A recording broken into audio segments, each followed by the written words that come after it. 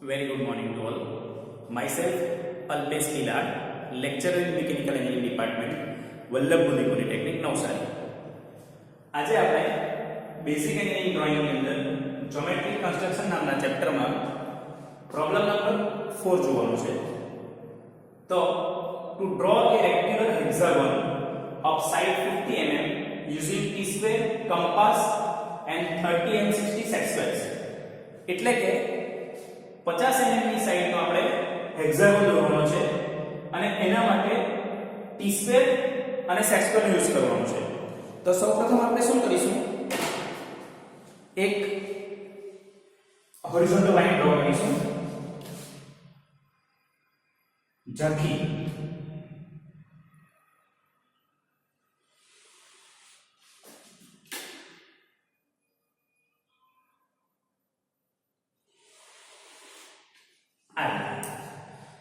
હવે એ horizontal line ઉપર આપણે એક પોઈન્ટ મૂકીશું A. This is A.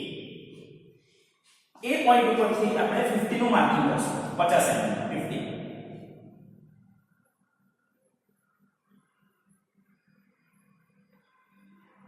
Okay, આ પોઈન્ટ છે એ B છે. સો A to B 50 mm. આ એક આપણી રેગ્યુલર હેક્સાગોનની સાઈડ થશે. આ એક્સ્ટ્રા લાઈન છે જે આપણે રાખવાની છે. Okay, AB it is equal to 50 mm. હવે શું કરીશું કે એ પોઈન્ટમાંથી આપણે 60 ડિગ્રી પર એક લાઈન ડ્રો કરીશું અને બીજી એક લાઈન 120 ડિગ્રી પર ડ્રો કરીશું. તો આ રીતે સેક્ટર મૂકીશું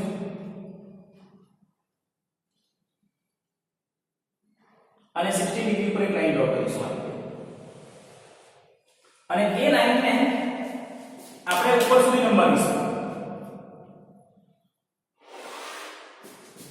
બંને ઉપર લઈ જઈશું.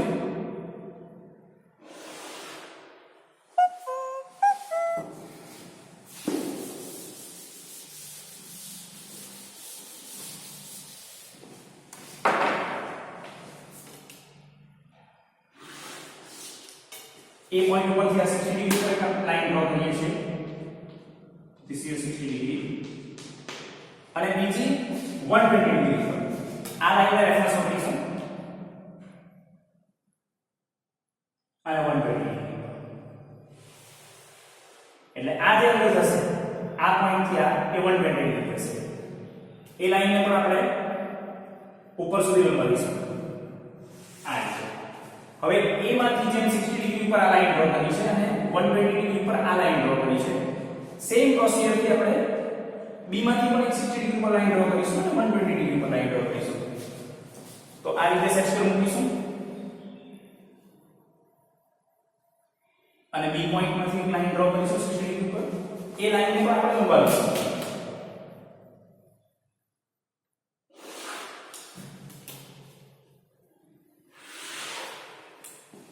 સેમ વે B પોઈન્ટ ઉપરથી 120 ડિગ્રી પર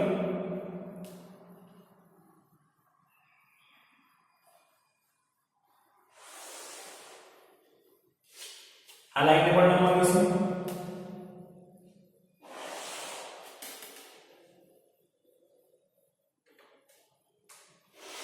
હવે એ પોઈન્ટ ઉપરથી જે 60 ડિગ્રી લાઈન છે તે અને B પોઈન્ટ ઉપરથી 120 degree, this is your 60 degree,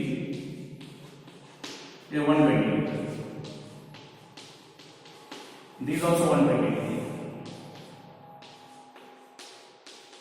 એટલે એ પોઈન્ટ ઉપરથી જે 60 ડિગ્રી લાઈન છે તે અને B પોઈન્ટ ઉપરથી જે 120 ડિગ્રી લાઈન છે એ લાઈન બંને જ્યાં ઇન્ટરસેક્ટ થાય ત્યાં આપણે O નામ આપીશું.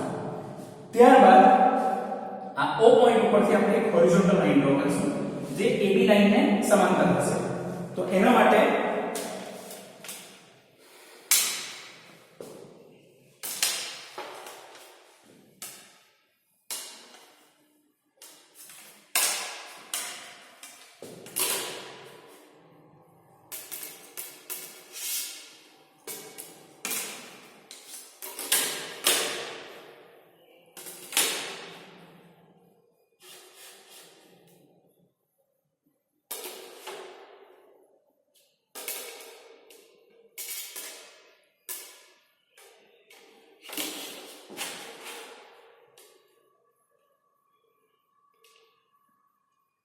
આ રીતે સેક્શન ગોઠવીશું અને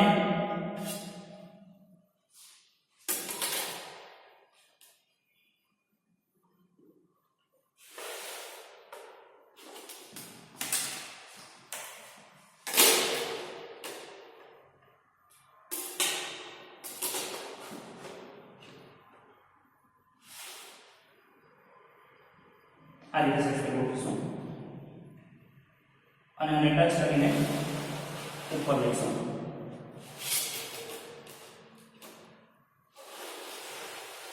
અને O માંથી હોરિઝોન્ટલ લાઈન ડ્રો કરીશું.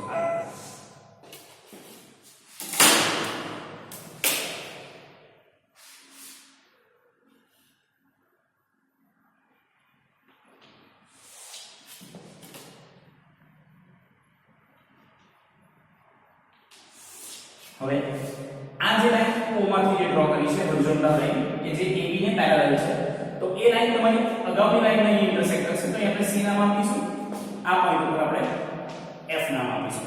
હવે C પોઈન્ટ માંથી આપણે AF ને પેરેલલ અથવા તો BO ને પેરેલલ લાઈન ડ્રો કરીશું આ મુજબ C પોઈન્ટ માંથી. તો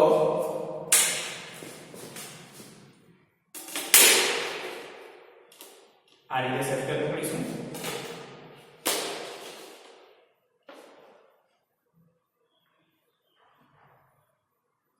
આમ ટચ કરીશું અને AF અથવા તો BO ને પેરેલલ આ રીતે પકડીને આ સેક્શન નામ આપણે મૂવ કરીશું અને C પોઈન્ટ માંથી એક લાઈન ડ્રો કરીશું.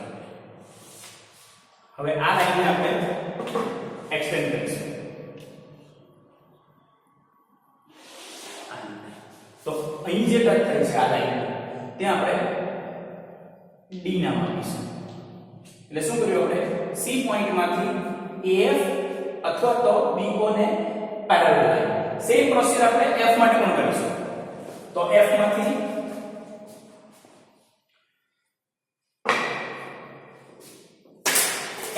લાઈન દોરીશું એ BC ને પેરેલલ અથવા તો AO ને પેરેલલ. તો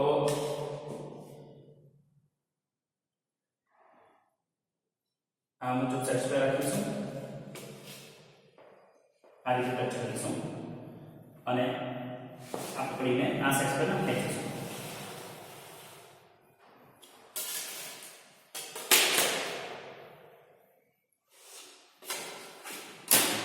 આ લાઈન ઉપર કરીશું. તો આ પોઈન્ટ જે ટચ થાય છે ત્યાં આપણે નામ આપીશું E. ઇન શોર્ટ આપણે C માંથી આ જે લાઈન ડ્રો કરી છે એ AF અથવા તો BO ને પેરેલલ છે અને F માંથી જે લાઈન ડ્રો કરી છે આ AO અથવા તો BC ને પેરેલલ છે. હવે આપણે E અને D ને જોડીશું.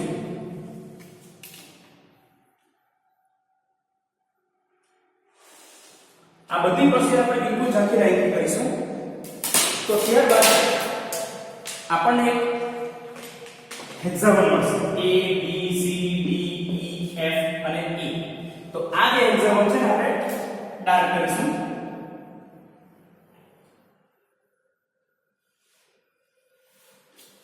A B C C D D E F અને F. તો તમે જોઈ શકો આમાં આપણે ફક્ત બે સેટ્સ પર યુઝ કર્યો છે. તમે ડિસ્કર પણ યુઝ કરી શકો અને આ રીતે આપણે આપણો જે 4th નંબરનો પ્રોબ્લેમ છે using only sector and square draw the regular hexagon. એટલે આ આપણો એક હેક્સાગોન છે A B C D E F A. So this is your problem number 4. Thank you very much.